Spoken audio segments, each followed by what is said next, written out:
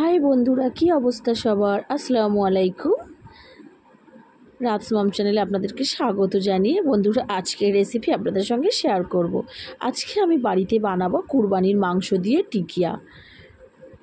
তো কিভাবে বানাবো, কত সহজ পদ্ধতিতে, সেটা আপনাদের সঙ্গে শেয়ার করব। প্রথমে মাংসটা আমি ভালো করে কেটে নিয়েছি।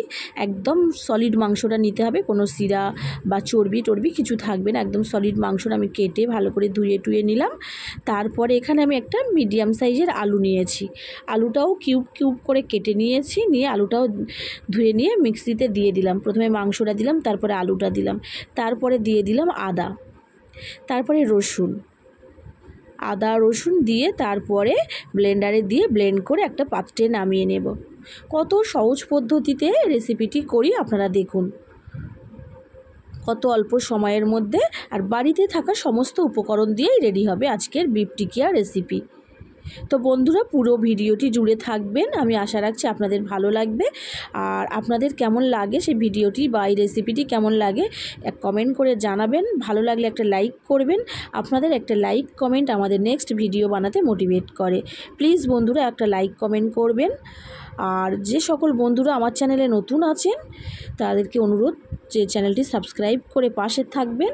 আর যে সকল বন্ধুরা আমার চ্যানেলটি সাবস্ক্রাইব করেছেন তাদেরকে অসংখ্য ধন্যবাদ বন্ধুরা। তো ব্লেন্ড করা মাংসটা আমি একটা পাত্রে নিয়ে নিলাম। তারপরে 4টে মিডিয়াম সাইজের পেঁয়াজ খুব মিহি করে কুচে এখানে দিয়ে দিলাম। তারপরে ঝাল, মানে কাঁচা ঝাল যেটা আমরা বলি, কাঁচা লঙ্কা বা কাঁচা ঝাল, ওটা আমি এখানে 8 পিস মতো দিয়েছি, কুচি করে দিয়ে দিলাম। তারপরে সামান্য হলুদ গুঁড়ো, সামান্য লঙ্কা গুঁড়ো, জিরে গুঁড়ো, ধনিয়া গুঁড়ো, গোলমরিচের গুঁড়ো, স্বাদ মতো লবণ, সমস্ত কিছু দিয়ে খুব ভালো করে মাংসটার সঙ্গে এইভাবে হাত দিয়ে মেখে নেব।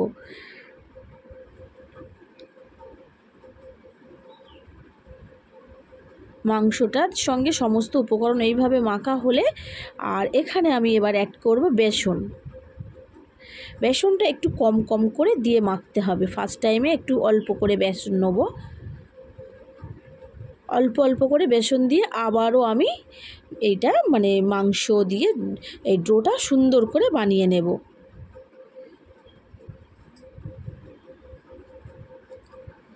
এই বিফ টিকিয়া রেসিপিটি গরম গরম ভাত, রুটি, পরোটার সঙ্গে দারুণ লাগে খেতে।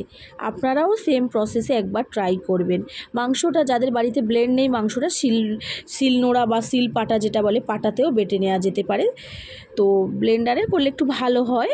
তো খুব আবার ব্লেন্ড করলে ভালো হবে না, মাংসটা অতটা মিহি হলে ভালো লাগবে না। একটু মাংসের মানে আকৃতিটা বজায় থাকবে, তাহলে বেশ ভালোই লাগবে। যাই হোক, বেসনটা অল্প করে দিয়ে আমি আবারও খুব ভালো করে ডোটা করে নেব।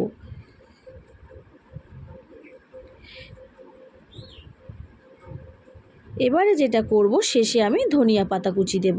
এটা অপশনাল, আপনারা বাড়িতে ধনিয়া পাতা কুচি থাকলে দিতে পারেন, নাও দিতে পারেন। ধনিয়া পাতা কুচিটা দিয়ে আবারও খুব ভালো করে আমি এটা মেখে নেব। তারপরে যার যেমন একটা করে শেপ দিয়ে দেবেন, গোল, চৌকো বা এরকম চ্যাপ্টা যে যেমনভাবে শেপ দেবেন। আমি এরকমভাবে গোল করে একটু চ্যাপ্টা করে এইভাবে প্লেটে গুছিয়ে নিলাম।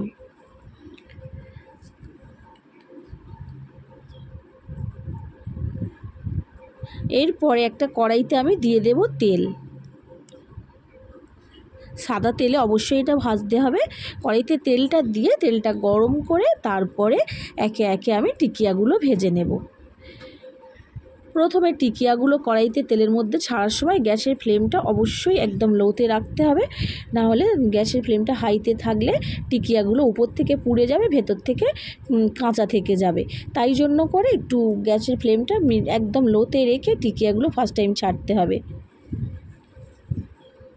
তারপরে গ্যাসের ফ্লেমটা একটু মিডিয়াম দিয়ে দুটো পিঠ হালকা করে এরকম উল্টে পাল্টে গোল্ডেন কালার করে ভেজে তুলে নিতে হবে। তো দেখুন বন্ধুরা, আমার বিফ টিকিয়া ভাজা হয়ে গিয়েছে। তেল ঝারিয়ে আমি একটা প্লেটে নামিয়ে নিচ্ছি। সেমভাবেই সব টিকিয়াগুলো আমি ভেজে নেব।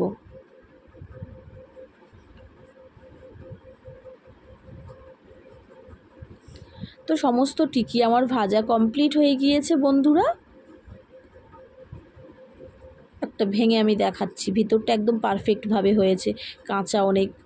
যেহেতু একটু সময় নিয়ে গ্যাসের ফ্লেমটা মিডিয়াম রেখে সুন্দর করে দুটো পিঠ আমি গোল্ডেন ব্রাউন কালার করে ভেজে তেল ঝারিয়ে নামিয়ে নিয়েছি। তো আজকের আমার এই রেসিপিটি কেমন লাগলো বন্ধুরা কমেন্ট করে জানাবেন। ভালো লাগলে একটা লাইক করবেন। আপনারা এটা শেয়ার করতে পারেন আপনাদের বন্ধুদের সঙ্গে, আপনাদের ফ্যামিলিদের সঙ্গে শেয়ার করতে পারেন। আজকে এখানে বিদায় নিচ্ছি, দেখা হচ্ছে নেক্সট ভিডিও নিয়ে।